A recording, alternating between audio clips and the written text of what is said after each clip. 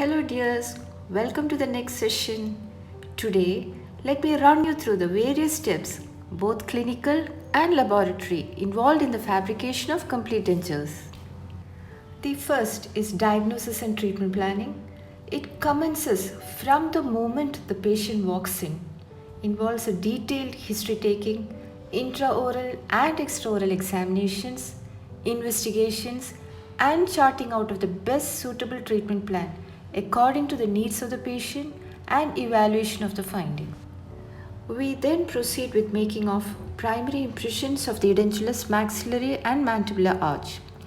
This picture shows a maxillary and mandibular primary impression made with impression compound.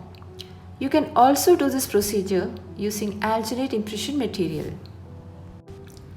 The primary impressions are then poured with plaster of Paris to obtain primary cast. This cast is used for diagnostic purposes and for the fabrication of special tray. Special trays are fabricated over the primary cast. In this picture, we see a special tray made with self-cure acrylic resin. This custom-made tray has intimate adaptation to basal seed tissues and enables us to make a more accurate final impression. So once the special trays are ready, we do a clinical procedure called border molding, and final impression is then made in this border molded special tray. This picture shows border molding with green stick compound and final impression with zinc oxide eugenol impression paste. The final impressions are then poured with dental stone to obtain the master cast. This master cast is an accurate reproduction of the denture bearing area and has recorded all the fine details. Maxillary and mandibular occlusal rims are then fabricated in the lab. Occlusal rims are needed for recording jaw relation and arrangement of teeth. This is a clinical procedure which involves transferring the orientation relation, establishing the vertical dimension, and recording centric relation. The occlusal rims are then sealed together in the relations specific to each patient.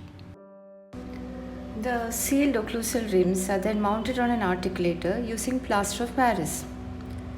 I've often heard the term articulation being used to name this procedure. Well, I sort of disagree with this.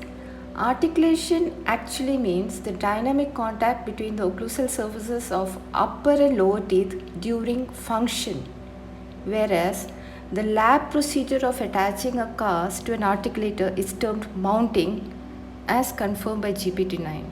Okay? Teeth arrangement is done in the lab. The trial dentures are then verified in the patient in a clinical procedure called trial. Now we proceed with lab procedures for processing the denture. This involves investing of the trial wax denture, flasking, curing, finishing, and polishing. Now we have a beautiful upper and lower complete denture all ready for insertion. This is a very sweet patient of the day, looking awesome with a new smile. Isn't it heartwarming if you can make a patient smile beautifully? Give your best towards it. Thank you.